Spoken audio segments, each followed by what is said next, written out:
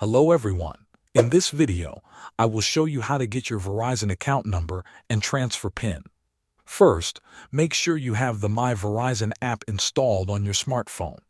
Open the app and sign in using your Verizon username and password.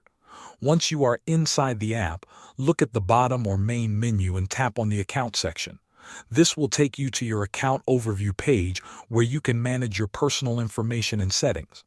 Next, find and tap on Edit Profile and Settings. This section contains important details about your account, including security options and transfer information. Scroll down slowly until you see the option labeled Number Transfer PIN. Tap on it to continue. You may be asked to verify your identity. After verification, your number transfer PIN with the account number will be displayed on the screen. This PIN is temporary and is used when you want to move your number to another carrier. Make sure to write it down or keep it somewhere safe, as you will need it during the transfer process. Thanks for watching.